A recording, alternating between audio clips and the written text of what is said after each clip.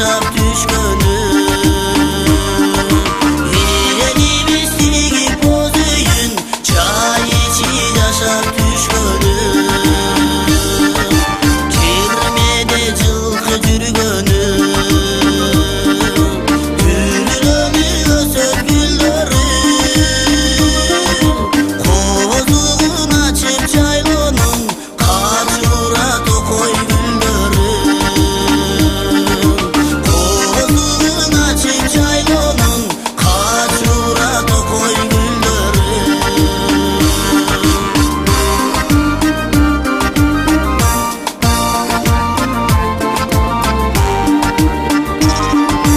Hacı Kecaylı